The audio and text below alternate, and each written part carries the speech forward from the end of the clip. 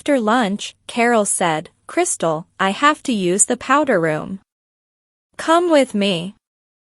I just sat there and looked at her. I was too afraid to move. Finally, Mom said, "Go with your sister, Crystal." Mom's word was law in our house, plus I knew that she could easily embarrass me if I refused, so I rose from my chair and followed Carol to the ladies' restroom. This was my first foray into the no-man's land known as the ladies' powder room. What if someone was to discover that I was not a female? All sorts of embarrassing retributions flashed through my mind. I was amazed at the size and pristine appearance of the room. And there were mirrors everywhere. There was a separate side room with a counter and chairs for women to work on their makeup, and against the rear wall there was a couch. While Carol used one of the stalls, I killed time touching up my makeup at the counter. The chairs were generously padded and very comfortable. Both rooms had been empty when we came in, but as I worked at the counter, Debbie came in. She came over and stood behind me as I faced the mirrors. She said, "Oh, Crystal, I haven't been able to stop thinking about you since I saw you in the foyer. It makes me so hot seeing you like this. I've never felt like this before." As she talked, she was rubbing my shoulders. "I have to run right now, but I hope that we can get together another time. Do you think that you'd like to?" Yeah. Wonderful. I'll see you at the theater. I have to go. My folks are waiting." She pulled my hair back and kissed my ear, then turned and hurried out. Carol came out of the stall. She was all smiles. "Looks like you have an admirer, little sister. You heard that in the other room?" "Yes. It's so quiet here that the sound carries quite well. I guess that it's all the mirrors and tile. They don't deaden the sound at all. It's strange. She's never given me a second glance until today. Must be your new look. Different people have different tastes." Carol began to work on touching up her makeup. Then she quickly brushed her hair and mine. "Better touch up your lipstick a little, sis," she said. I did, then blotted the excess, and we left the powder room. Mom had paid the bill by the time that we got back to the table, so they got up as we returned and we all left the restaurant. Again, people stared at us as we walked past them. But my confidence in my appearance was returning and I didn't become upset. Once outside, Mom announced that she and Aunt Jessica had decided that we should go to the mall before heading to the fairgrounds. So we got into the car and headed for the highway that takes us to the mall. The parking lot at the mall was more crowded than I expected and we had to park quite far from the entrance. By now I had pretty much mastered the technique of walking on 4-inch heels. Once inside, Mom and Aunt Jessica led the way to the store that they wanted to shop in. The mall was packed with holiday shoppers taking advantage of sales and specials. Carol and I followed behind Mom and Aunt Jessica as they entered the store and headed for the women's department. They stopped at the lingerie section and began selecting items. Mom said, "Crystal, what do you think of these colors?"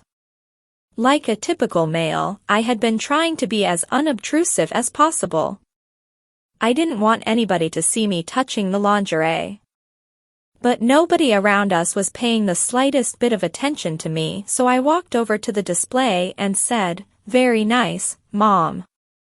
Would you prefer something different?" "Me? Of course you." "Mom, I'm not going to be needing it." "You can't wear the same underwear for 4 or 5 days, Crystal. You'll need something else, and since you're bigger than Carol, you can't use her intimate things." "Mom, it's only for 2 more days. Marge will contact the manufacturer on Tuesday and I won't need anything. Crystal honey, face facts. Even when Marge contacts the manufacturer on Tuesday, it may take an extra couple of days to have the correct solvent shipped to the theater. You will probably need clean underwear until Thursday, at least.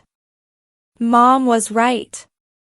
I hadn't considered the shipping time in my calculations. Okay, Mom. You're right. The colors that you have selected are nice. We picked out several bras, some panties, slips, and stockings. Mom took me to the dressing room so that I could try on the bras before we left. They all fit fine. She had been right that I could never wear Carol's. They would be too small. Before we left the store, we stopped by the makeup counter where Mom asked the specialist to evaluate my makeup.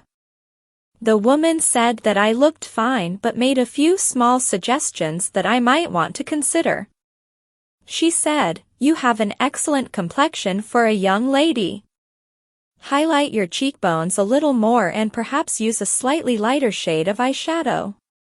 As she talked, she worked on my face.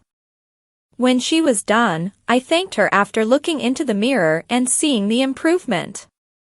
Mom bought the things that she had demonstrated. We left the mall and drove to the fairgrounds. For the rest of the afternoon, we walked around the enormous midway. A number of times I noticed people looking at me. Mostly they were men. For about an hour, 2 teenage boys followed us around the midway. When I mentioned it to Carol, she said, "Don't worry, Crystal, it's not you." Teenage boys sometimes follow my girlfriends and me. They're trying to work up the courage to talk to us. None of the boys ever approached us. I assume that it was because of Mom and Aunt Jessica being with us. When darkness fell, we walked to the area from which we could view the fireworks. They had set up elaborate fireworks displays on the ground to complement the sky fireworks displays.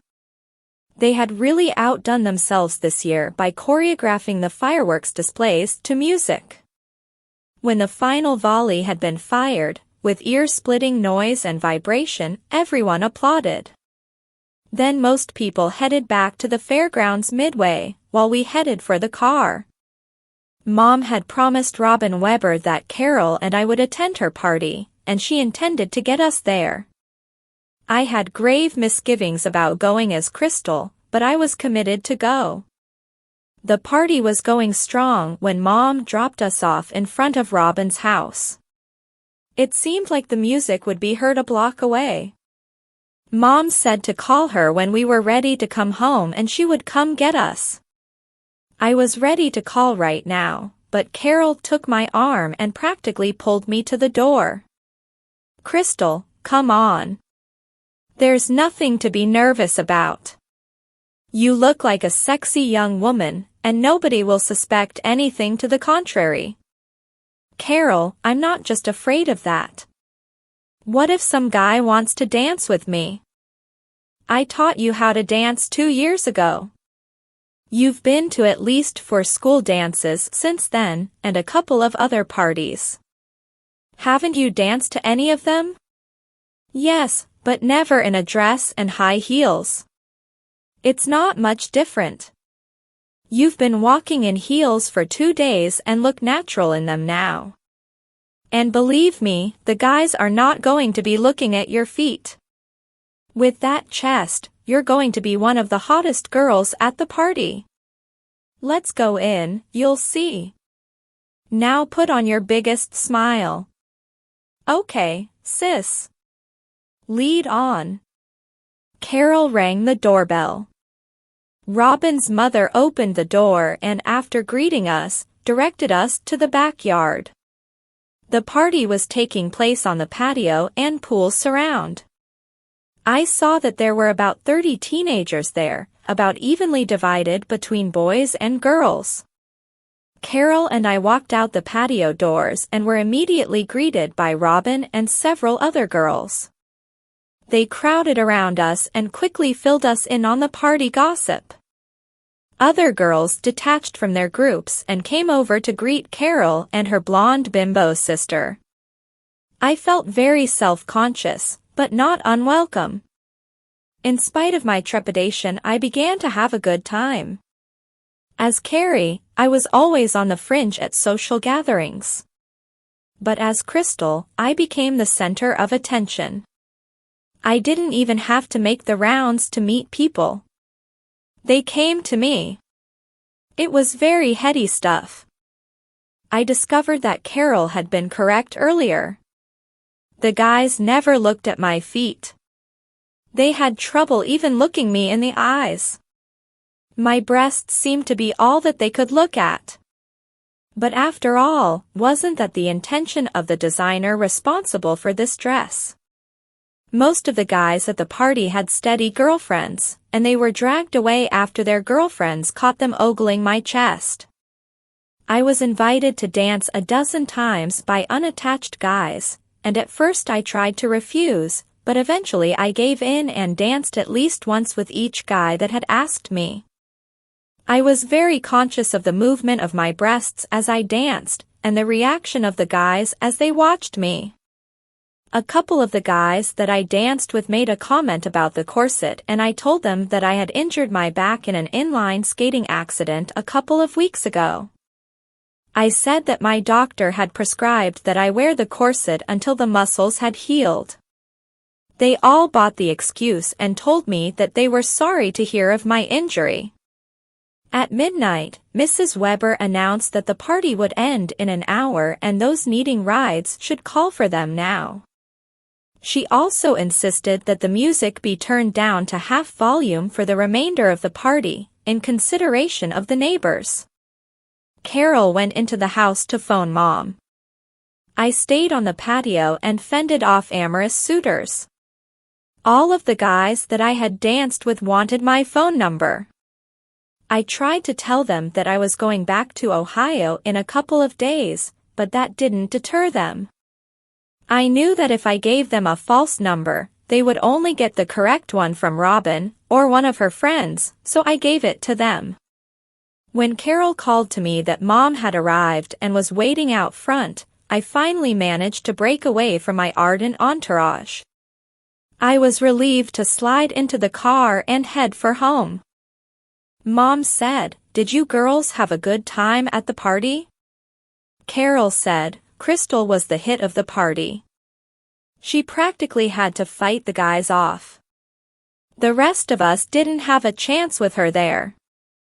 I knew that she was teasing me, so I played along. I said, 'Come on, it wasn't that bad. I noticed that you never lacked for attention.' Carol said, 'I only got the ones that couldn't get to you. I saw you with Brad Wilson. He never tried to get near me.' Well, Brad's different. We've been friends for a long time. And he just broke up with Michelle Byers a week ago. He just wanted to be with a friendly face. I don't think that it was your face that interested him." Mom said, "Girls, don't tease each other. You both look wonderful, and I'm sure that the boys were happy to be with the both of you." "Crystal, did you dance at all?" "Yes. I danced once with each of the boys that asked me." "Wonderful. But didn't you get any repeat requests?" "Yes, but my feet are aching from these shoes. I've been wearing them since this morning. I can't wait to get home and take them off." "We'll be home in a few minutes, dear." When we arrived home, Aunt Jessica met us at the door. She couldn't wait to hear about our evening. We all sat down in the living room so that Carol and I could tell her and Mom about the party. Mom helped me to remove my high heels and massaged my feet for a few minutes before we started. Aunt Jessica was most interested in my feelings about being treated like a girl. I told them that I had enjoyed all of the attention that I had received.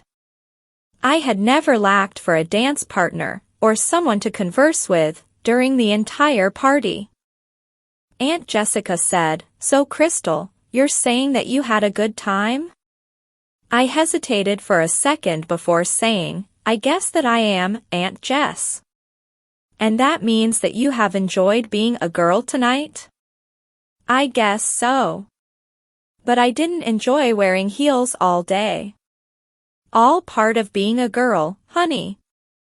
After we had finished relating the events of the evening, we all went up to bed.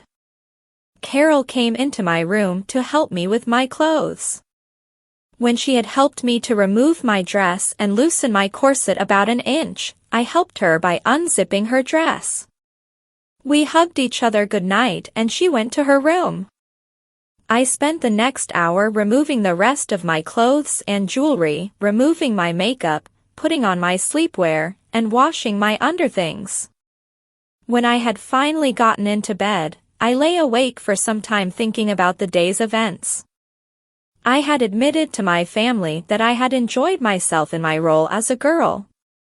I wondered what they thought about that revelation. Had I made a mistake in confessing that I had enjoyed being a girl today?